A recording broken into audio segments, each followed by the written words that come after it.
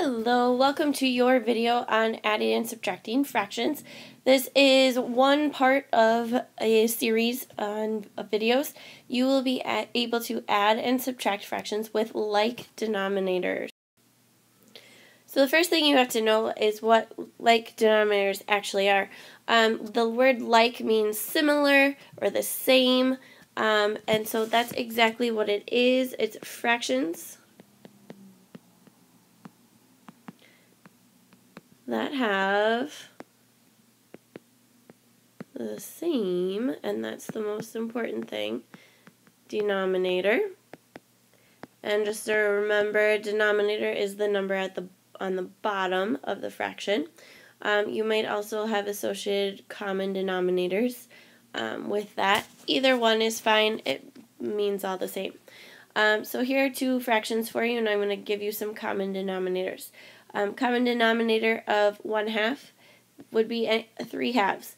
Anything with a 2 on the denominator would work. So like 0 halves would work too. Negative 5/6, common denominator, anything with a 6 on the bottom. So I could say 2/6. I could say negative 1/6. I could say negative 10/6. Anything along those lines, common denominator. Alright, how do I add and subtract fractions with like denominators? This is the biggest thing. What you need to remember is what you're going to do is you're going to add or subtract based on the operation, the numerator, which is the top number,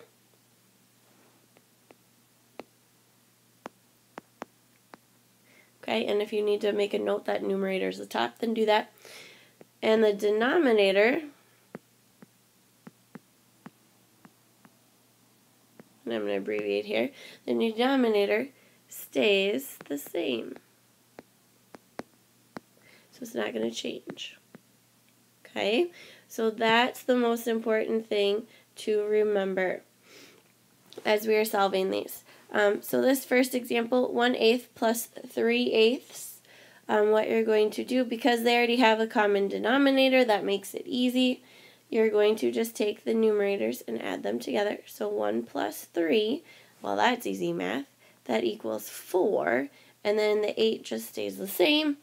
And then realize that you can simplify this fraction, and it would turn into 1/2 if I divided by 4 on both sides and reduced it down. Another example for you is 3/7 minus 1/7. Okay, so now this is subtracting. So you might notice that this is normal subtracting, but anytime you see the subtraction sign, you can add the opposite. So you're going to take 3 plus negative 1. You can use scoreboard to help you if you get stuck, positive, negative. Those rules all still apply. And then who wins by how much? Well, positive wins by 2. And then your denominator is going to stay the same. Your answer then is 2/7. Same with this one. Negative 5/8 plus 3/8. You're going to take a look at the numerator. So negative 5 plus 3. So positive, negative 5, positive 3. Negative wins by 2. So it's going to be negative 2/8 for an answer. Notice you can reduce that down. That would be negative 1/4. I'm not so worried about simplifying it down. It's a great practice, but it is not required. Alright, your turn. Here are 4 problems. Remember, add the opposite if needed. Use scoreboard if needed. Solve these problems, pause your video, and then turn it back on when you're done to check your answers. Okay, answers. This one's pretty easy. 3 plus 7 will give you 10/16. You can reduce that down to 5/8. Okay. Number 2, add the opposite.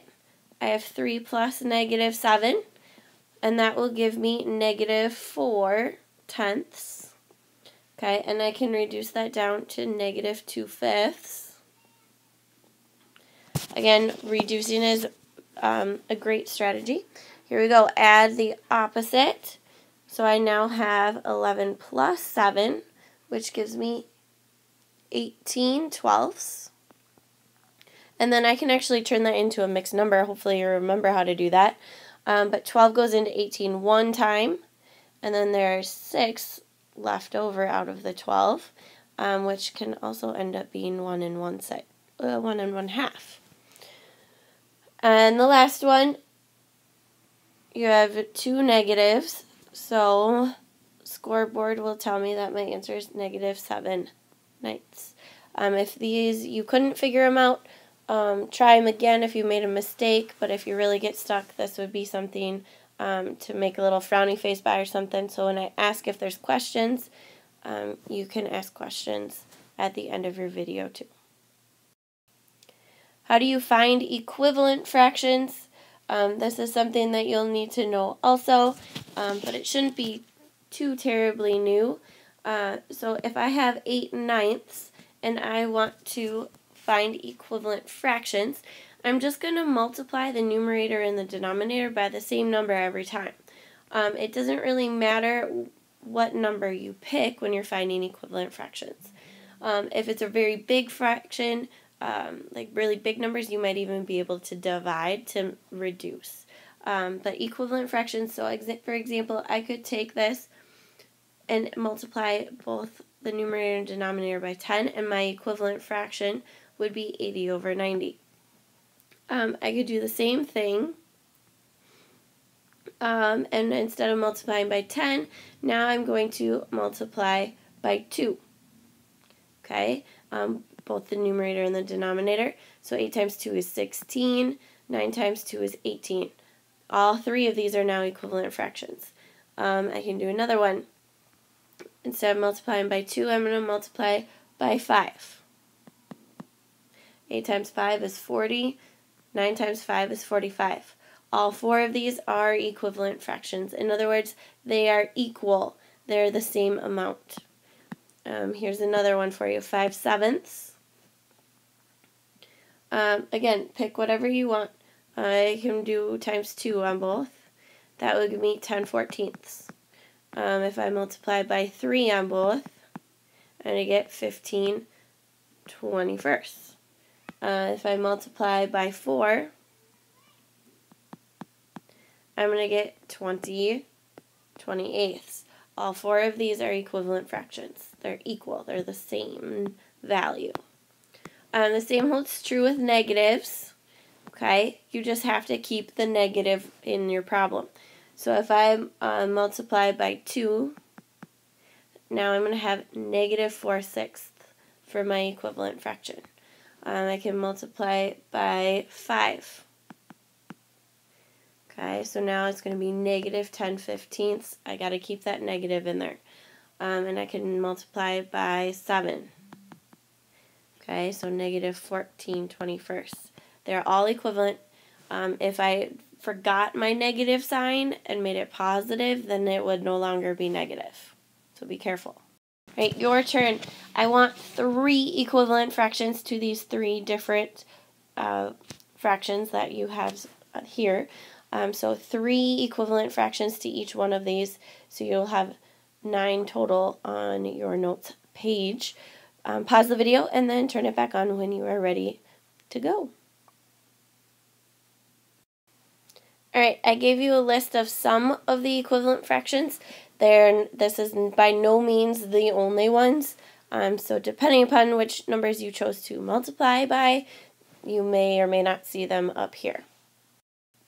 Alright, this is the end of your video. Thanks for watching. Look forward to working with you on this. Have a great day.